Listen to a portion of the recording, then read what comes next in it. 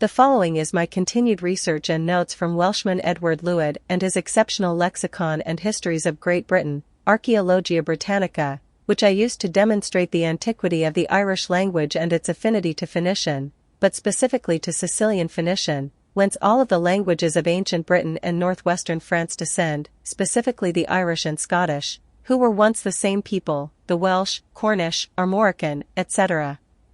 While I haven't delved into the language on the Isle of Man, I suspect I will find the same patterns because they use Sicilian symbolism in their government, which may ultimately be derived from Greek, but that is an issue of great confusion or haziness, because much of what scholars thought was ancient Greek turned out to be Etruscan, which is Pelasgian, which is a Phoenician original, indicating only two possibilities: 1. The Etruscans are the Phoenicians, or 2. The Phoenicians are the Etruscans.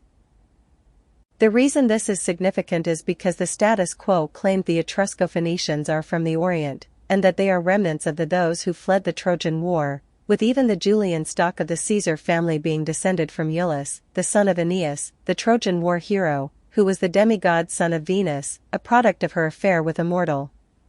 The Caesar name is exclusively Etruscan, which is not an Indo-European language, meaning it has no affinity with Greek or any other culture from the Orient that was attributed to being Greeks or Phoenicians, such as Jews, Arabs, Persians, Chaldeans, or Sub-Saharan Africans.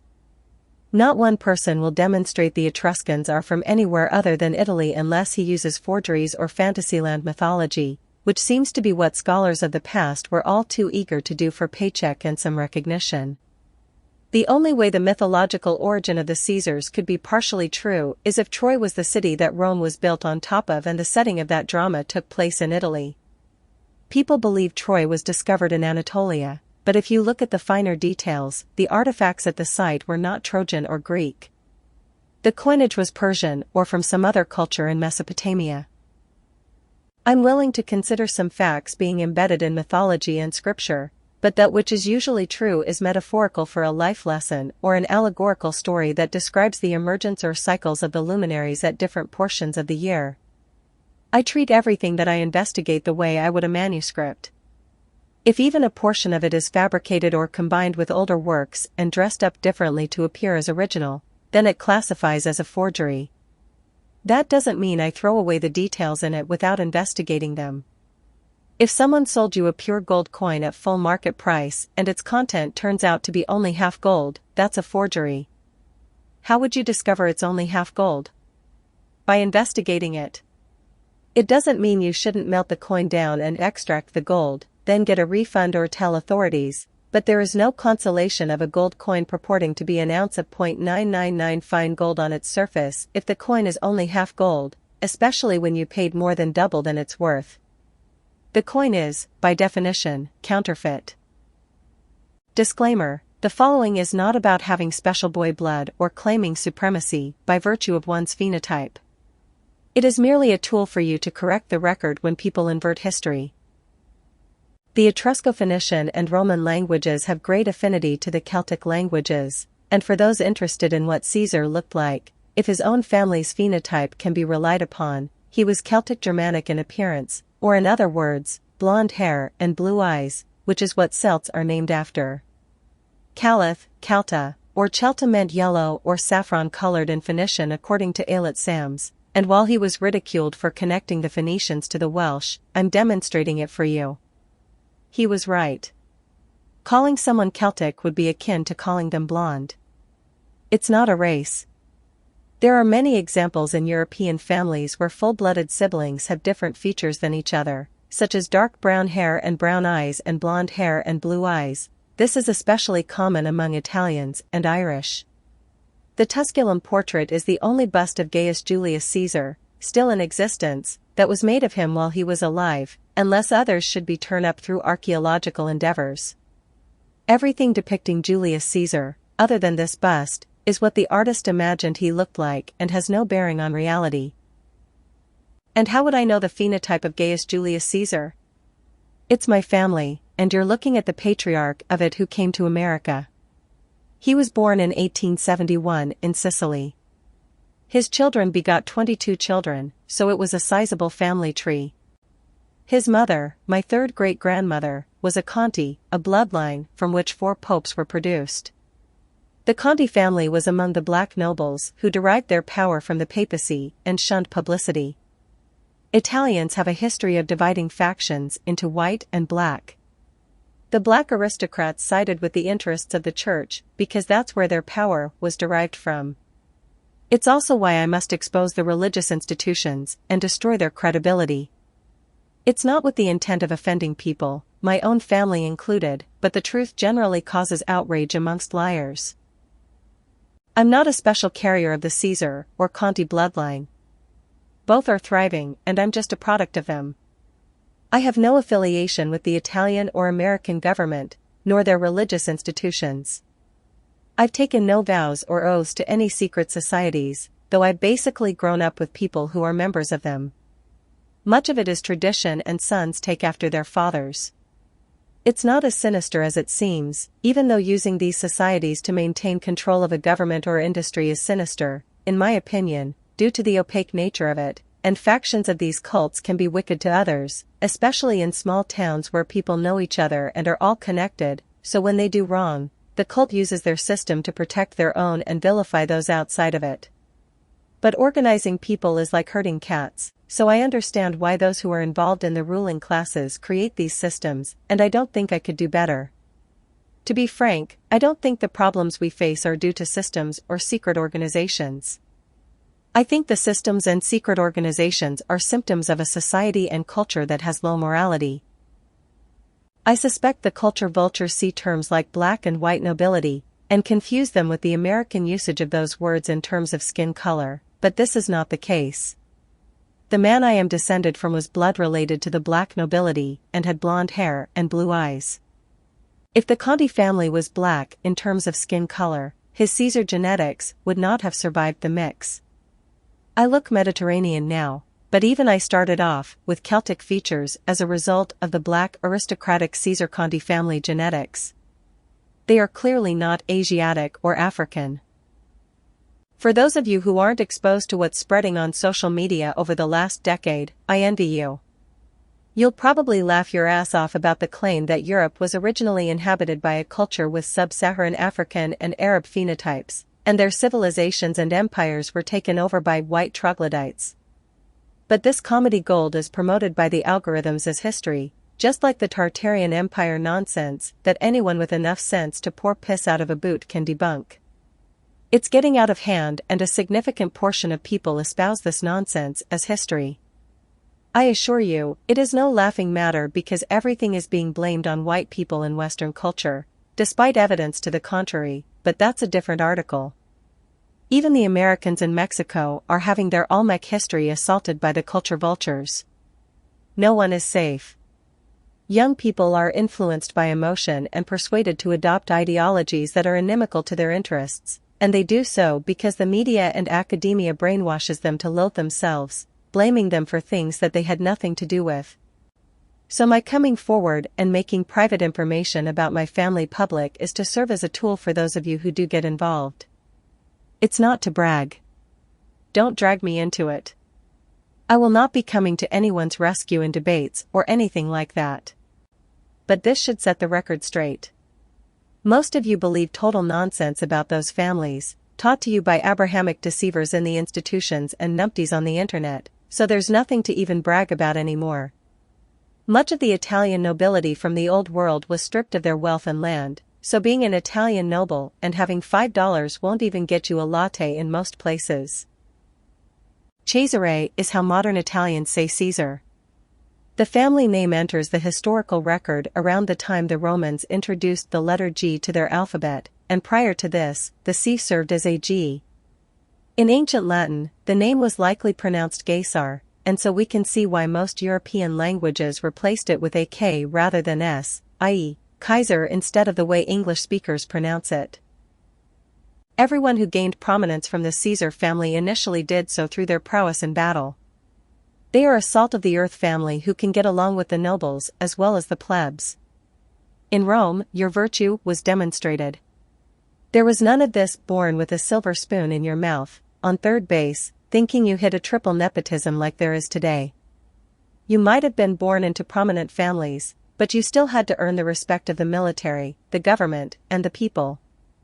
There are instances where people didn't do this and were put to death. This tradition continued all the way up through the Middle Ages. Even though people were born into nobility, they still trained and went to war when the time came because that's the responsibility that came with being given land by the king or the priesthood. In fact, the nobility was expected to be on the battlefield first. This is why women rarely inherited land. It wasn't because women were looked at as having lesser status. It's because they cannot bear the responsibility of going into battle, which was required at a moment's notice. That was the burden or service that came with being a lord, a don. Don is an Etrusco-Phoenician radical, also used by the priests of Ammonius in Egypt according to other scholars, another of many examples of the Phoenicians being Etruscans, Italians. For those unfamiliar, Don is a title that signifies the patriarch, the head father, or lord of our families. Do you know any other culture that uses this tradition outside of Italians? Don't name one that uses our system. That's explained. It's Etrusco-Phoenician. It is seen in Adonis, a Phoenician archetype and the god of the Old Testament, and even the Jews incorporated it into their word for Lord, the singular being Adon, the plural Adonai, but it transliterates as Adon and Adni, which isn't even Hebrew.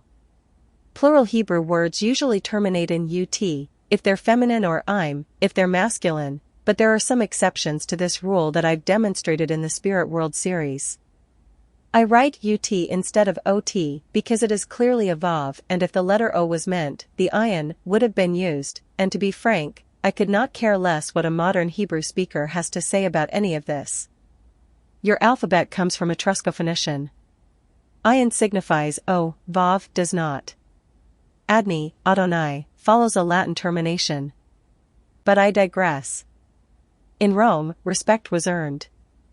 I suspect many of the old Roman families, who were once in power but lost it, fled to places such as Sicily, Sardinia, Sardegna, Corsica, Elba, etc., to insulate themselves from the mainland. This suspicion is due to the locations of where many Etruscan artifacts are found and on whose property they are found, i.e., one of the greatest caches of Etruscan artifacts was found on the property of Napoleon Bonaparte's brother. Those perpetuating lies such as Latin comes from Arabic, or that Europe was Moorish, etc., are deceivers.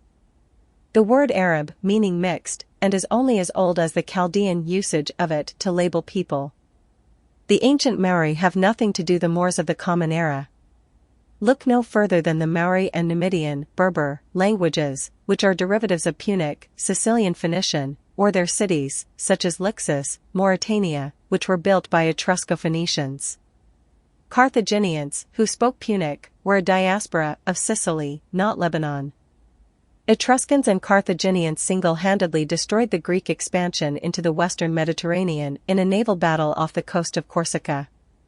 It'd be akin to New Englanders and New Yorkers working together to stop German U-boats off the coast of Nova Scotia. The name Punic implies an Etrusco-Latin origin.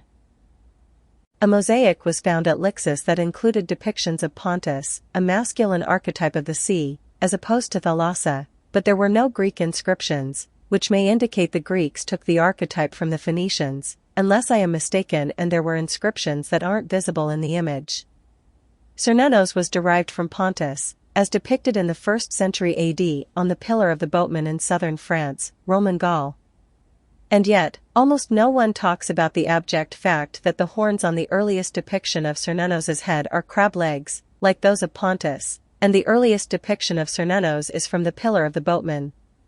This ties nicely into the interchange of G and B, because the boatmen are also the goatmen, and the second set of Cernunnos' horns are like those of a goat or puck, signifying Capricorn, the goat seed, where the year is reckoned at the winter solstice as the sun enters the sign, or manger, of the goat.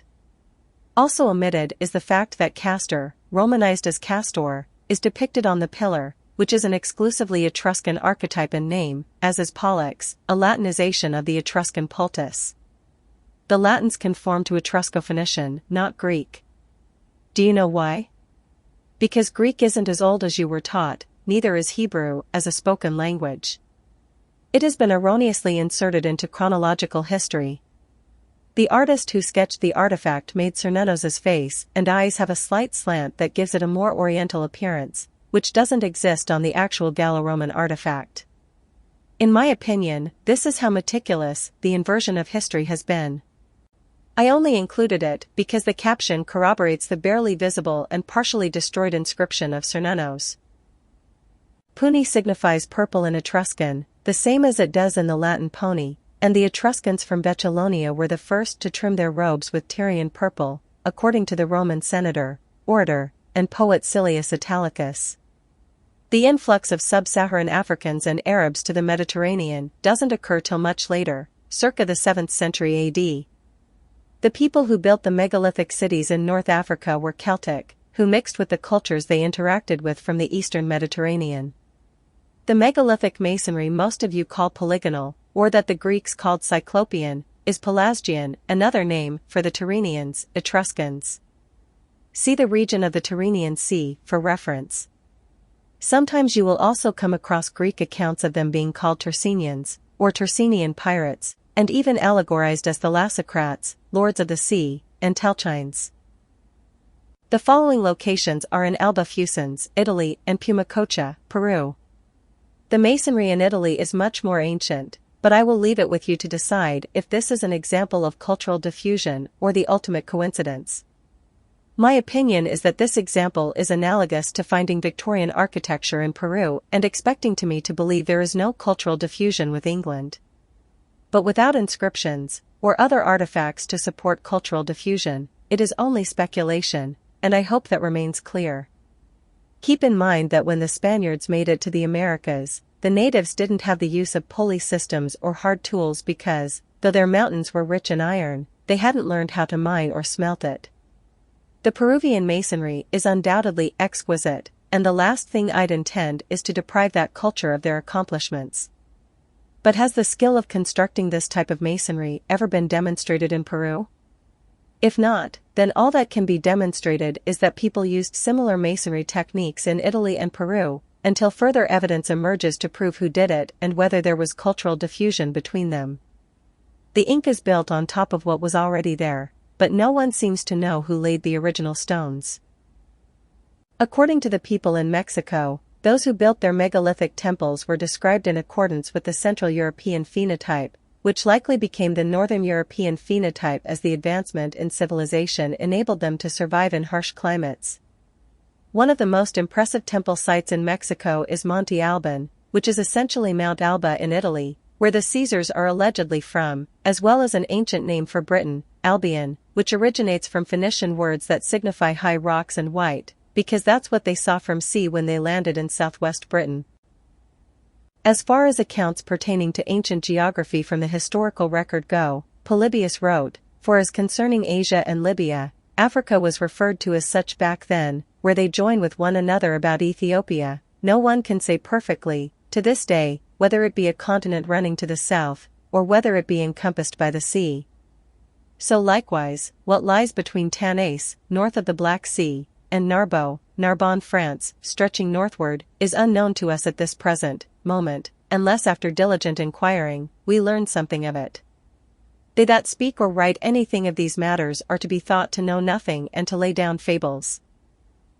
That's it.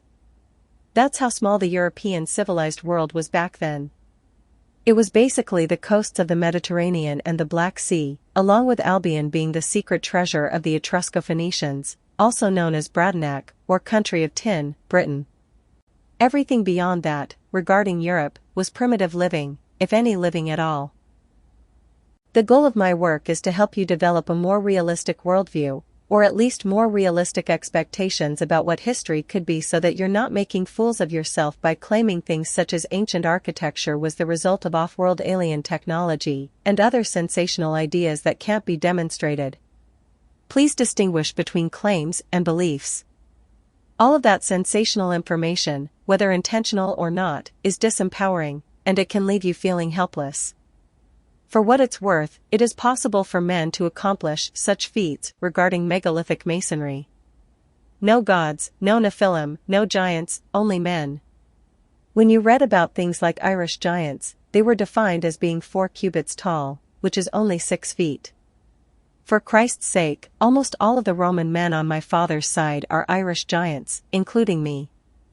If evidence emerges to prove otherwise, I'll change my position, but this tripe of the Smithsonian swooping in and hiding all the giants' bones, and using newspaper articles to prove that claim, is not sufficient. It'd be like me using an internet article as evidence. It'd never be admissible in court to incriminate or vindicate anyone.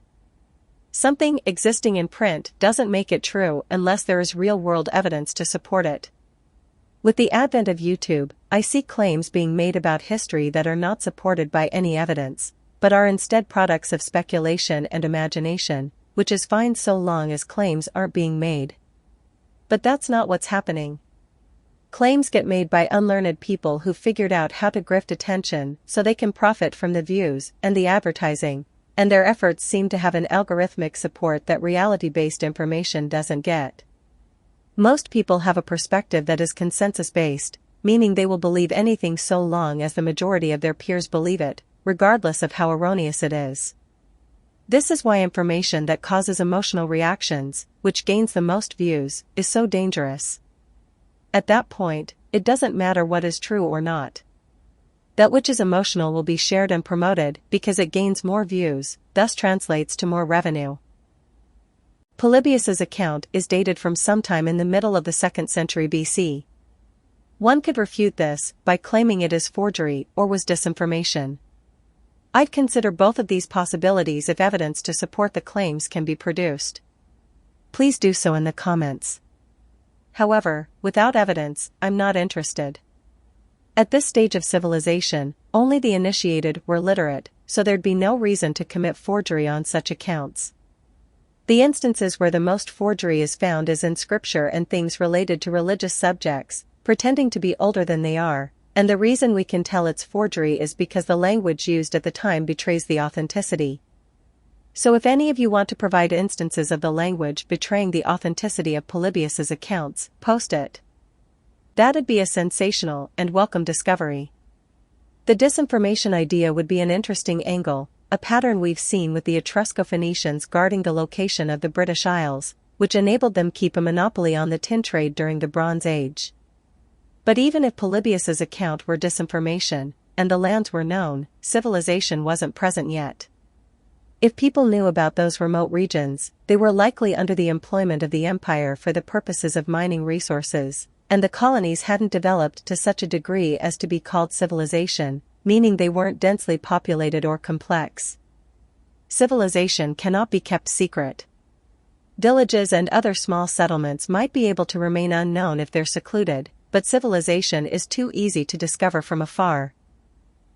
Most of you don't appreciate the challenges of traversing mountains and forests in an era where the technology to efficiently pass through both didn't exist, because you don't live near either landscapes. I live near both. Mountains are treacherous, not only due to elevation and incline, along with the weather and living conditions, but also due to the man-eating predators that inhabit them, namely bears, wolves, and big cats. Most of you couldn't traverse a mountain range even with today's technology unless a road had already been blasted through them. The wilderness is one of the most disorienting places because reckoning your location and what direction you should travel is blocked by the trees, unlike being on the ocean where you can celestially navigate or use the sun's declination to reckon your position and course. Another reason northern and southern climes weren't navigated till much later is because the skies are consistently cloudy. If you don't have coastline or stars to reckon your position, it can lead to getting 3 weeks off course, or worse. Without enough provisions, or islands to replenish provisions, that could be a death sentence. I've been lost in the wilderness of the Berkshires, and it's scary as hell without food and preparations, especially during a storm with rain, thunder, and lightning as darkness falls. I can't imagine how much worse that'd be in winter during a blizzard. Contrary to popular belief, forests aren't as abundant in food as one would think. It's what makes coming across a blueberry or huckleberry patch so rewarding. But reality sinks in when you notice the bear scat nearby. The closer to mountain ranges you get, the more likely you are to encounter canyons or rivers that can't be crossed, especially in springtime when the snow is melting, which will dictate the direction you go and requires the ability to build bridges or redirect the river through irrigation techniques if you want to pass them. If it's a dense forest, there aren't clearings where you can set up villages. I've cut through woods to create a shortcut to my friend's house. I created about a half-mile-long path to get from one side of an island to another with a machete when I was 11 years old. In 1 month, it had already regrown, almost as though I'd never cut it to begin with. I was frustrated, to say the least. If you're not uprooting everything, or killing everything with chemicals, there will be no clearing of a road, trail, or path through a forest. I suspect that most of the people making videos about history have never negotiated with nature in survival situations, and the result is that they develop a worldview that's detached from reality, and then their ideas about history completely miss the mark.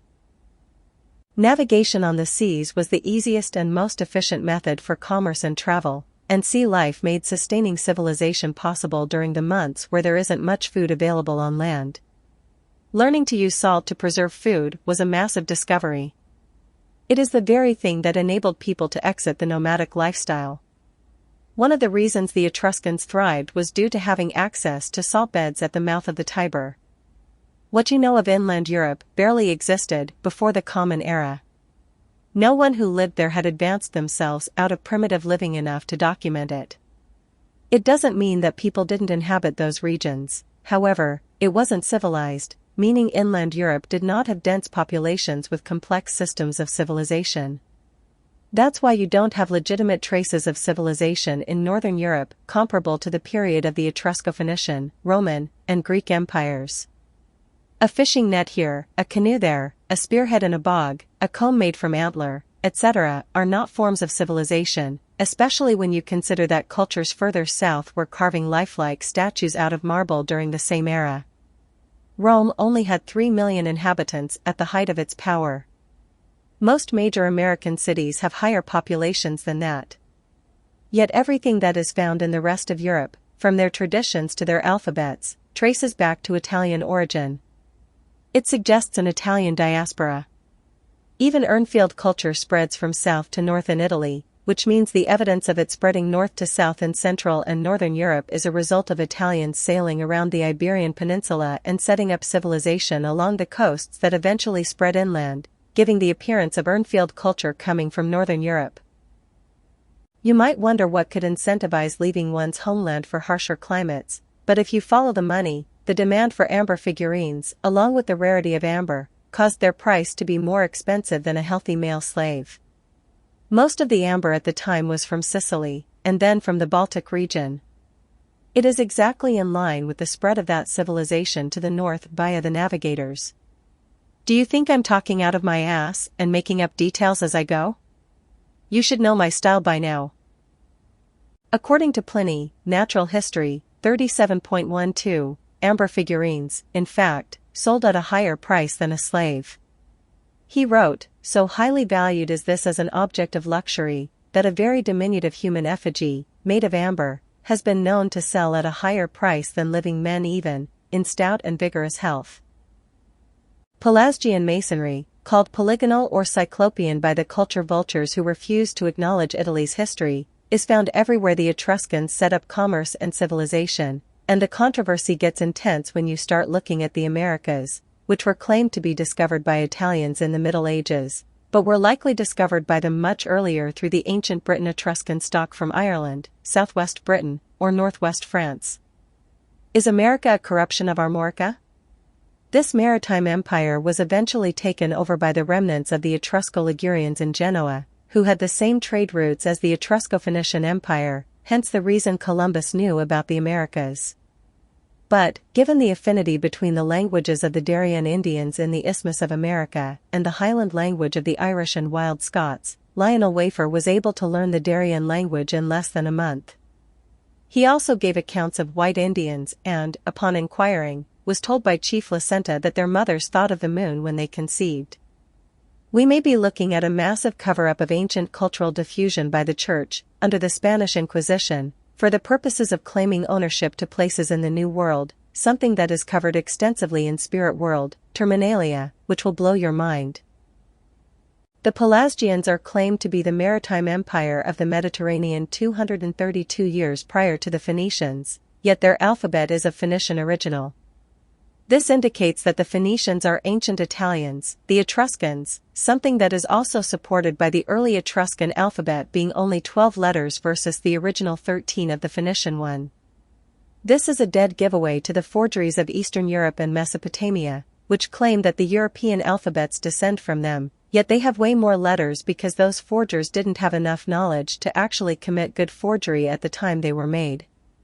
You're welcome, and you're lucky I'm not on their payroll, although, if the price is right, I will happily consult the status quo in future endeavors so long as I don't have to edit or delete my work and people have the opportunity to choose between my excellent contributions and the hot garbage produced by men in dresses who think they're holier than thou.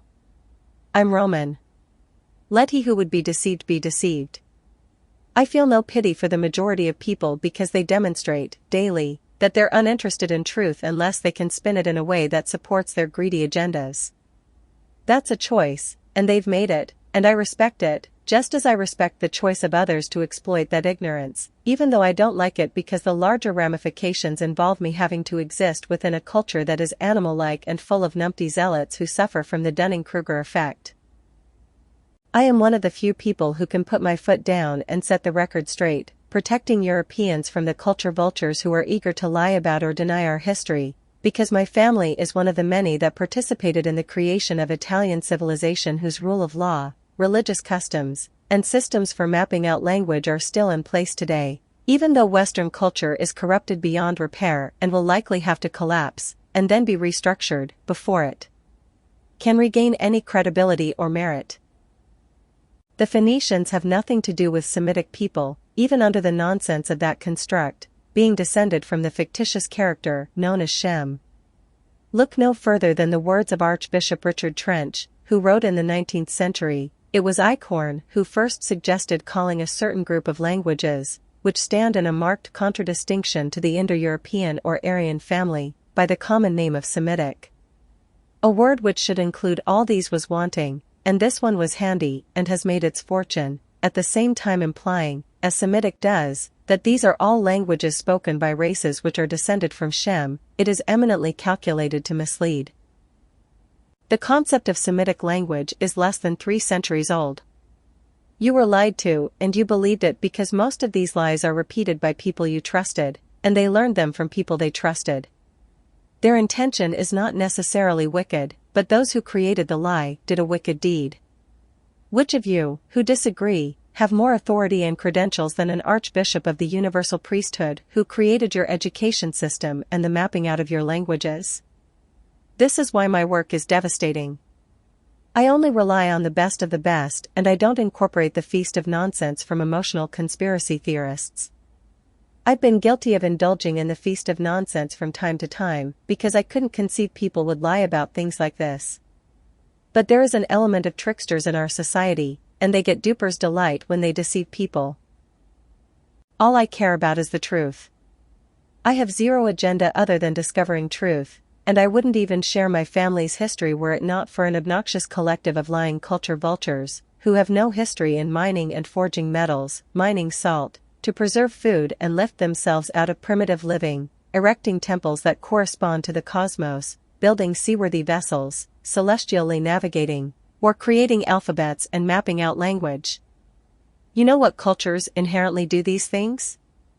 Italians and Britons, people who grow up on the ocean in climates that also have non-tropical trees that can be used for building. I lived in a house built by my dad. I sailed, and sometimes lived, on a boat built by my dad. I went out in the bay with a skiff that I left on the beach unchained, built by my dad, in a high-morality culture that doesn't take things that aren't theirs, and used a trolling motor to chase schools of fish, that I caught and ate as a child, on my own, because my dad built those things for fun. My dad's Roman. All of these skills are inherent in Italian and British cultures, the latter being descended from the former. That's what one man did with almost no resources. Imagine what those kind of people can do with resources coming from an institution or government. Look no further than the churches of America, built with granite quarried from Westerly by the most skilled stonemasons in the world, who were imported from Italy. Look no further than the Newport mansions, built with skilled labor imported from Ireland. The result of organizing and funding these cultures to do what they're good at is this thing called civilization. You benefit from it. Stop acting like you don't know who created it. Advanced civilization springs up wherever the Italians and Britons go. There are many things they can be criticized for, and deserve to be criticized for, but their talent for creating civilization and nation-building isn't among them. You know what I've never seen in Europe or America? Cities of over 30,000 people without plumbing, defecating in public, or festivals of people rolling around in cow manure and slinging it at each other, like India has. Unfortunately, the culture vultures gained the upper hand in public discourse, and now they bear false witness about European, Eastern Mediterranean, and North African history, specifically that of the Italians and Britons. They influence people from European cultures to spread lies that are inimical to their interests, create self-loathing, and perpetuate victim consciousness, such as the nonsense that Christians were persecuted by the Roman Empire, which, if you look at the entire body of Roman law, you will find no laws persecuting Christians because Rome was the most libertine city in the world when it came to religion and spiritual practices. The exact opposite is true. There are edicts protecting Christians from the voices of the multitudes being used against them. If a Christian was persecuted, it was probably punishment for being a degenerate, as so many priests are today, not for being a Christian. Only an unnatural man would take a vow of celibacy. That means whatever you want it to mean. Apparently, they overlooked the portion of their scripture where God commanded to be fruitful and multiply. Then why the lies? Have you looked at the decadence in Vatican City? It's the perfect system for consolidating ownership of all property. No heirs means all wealth and possessions revert back to the church. Are you oblivious to the vast wealth and resources of the families who control the religious institutions, utilities, industries, trade, transportation, the nations and their governments, and their monetary systems based out of three most powerful city-states, Vatican City, the City of London, and Washington, D.C.? What currency is the global debt denominated in? Who controls that currency? Do you know that all of their authority, their divine right to rule, is predicated on the lies of those families being descended from fictitious Abrahamic characters? Nor are the Phoenicians from Africa, or Libya, as it was called in the Old World. Libya was named after thirst by Phoenicians, it being a desert, not the cradle of civilization that it's presumed to be, although parts of Africa along the Nile were perfect for civilization, and so that name is derived from Phoenician to signify its abundance of corn, and being a granary for that region of the world. Corn pertained to grains back then, not maize. The Etruscans, who are Pelasgians, whose alphabet is one for one Phoenician, are indigenous to Italy. If you study the remains of the ancient alphabets of Italy, whether it be Umbrian, Oscan, Etruscan, etc., you'll see they differ more in name than they do in form. They are not descended from Greek. Latin is a result of the cultures mixing, and the real cover-up is the fact that Rome was quasi-Etruscan, which is significant given that the name Caesar is Etruscan. You will see the affinity of the Irish and Etruscans, who both called God Isar, and this was corroborated by Suetonius, 1st century AD, Isar, id est, reliqua pars Icasaris nomini Etrusca lingua deus vocator. Translated as Isar, which forms the remaining part of the name Caesar, is in the Etruscan language the denomination of God. Why don't you entertain me and look up the meaning of the name Caesar on the internet? Search meaning of the name Caesar or etymology of the name Caesar. Look at the rotten garbage that gets returned. If you're wondering why everyone is so sunken and damn near intellectually disabled in Western culture, now you know. Zero use of the trivium. Garbage in and garbage out. That's the average mindset in the West. It's not even their fault. The majority of information they have access to is untrue and intentionally curated to make sure it stays that way, and when you look deeper into this, you'll find there is a foreign interest behind it that is international in scope. Most people will never look at it until something bad happens to them and forces them to do so. When people are having a good time at the party, no one wants it to end, but that's not how their neighbors usually feel. That party is going to end at some point. If you're lucky enough to be there, and are enjoying yourself, keep doing so. But plot your exit before external forces end the good times. Don't get caught, because once people get to a certain threshold of being fed up and they find out you played a role in the destruction of their society that they worked so hard for, that genie doesn't go back into the bottle. Something you ought to account for, that didn't exist in the American Revolution, is that about a quarter of Italy's population moved to America in the 19th century, and those people are capable of getting busy in ways you can't imagine. In the war where America got its credibility as the good guys, 10% of the soldiers that fought for her were Italian, which means they are capable of returning to their homeland in less than half a century to whoop ass if they think it's the right thing to do. Imagine what they're capable of doing to the evil running amok inside the country they love so dearly.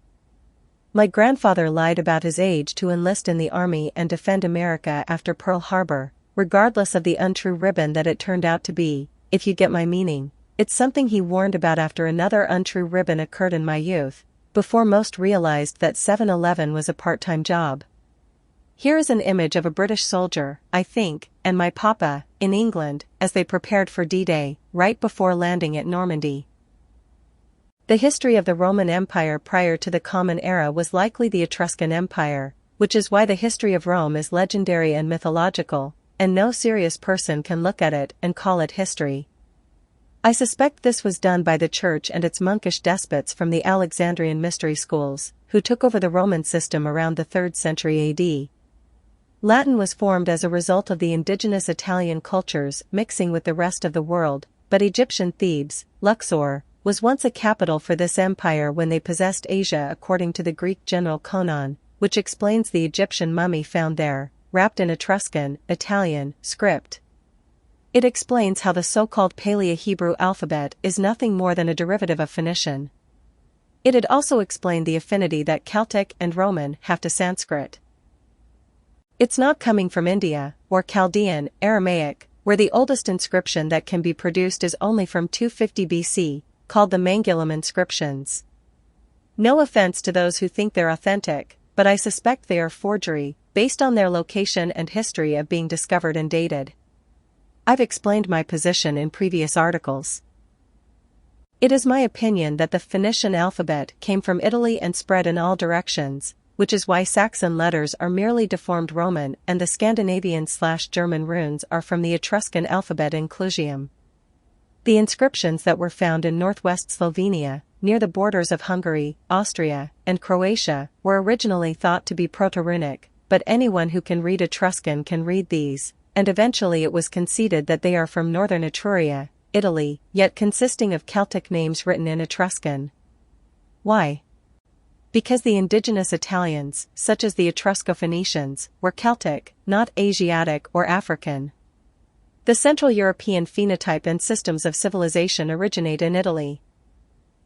Without further ado, we'll continue from the last fresh batch, in which I demonstrated, using Lewis's work, the significance of the change in letters amongst these languages, and how, by understanding them, one can map out their history, which can then serve as a sort of forensic tool for historians and researchers. G changed into B. G changed into C, or K. Lewis wrote, IB page 25, the mutes of the first initial P, T, and K are used in terminations by the Britons of France, and partly by the Cornish, but very seldom by the Welsh, who have chosen the terminating such words by the mutes of the second initial B, D, and G, and sometimes of the third, as being the softer letters, so that the Welsh words, for example, Skyvarnog, a hare, Helig, a willow tree, Kifalog, a woodcock, and C, are in the Cornish, Skyvarnak, Helic and Kivlak. In Armoric, Halek, Kefalek, and C. But this change of G into C is so small an alteration, that I shall only exemplify in some few inscriptions. Become a member to access the rest of this article.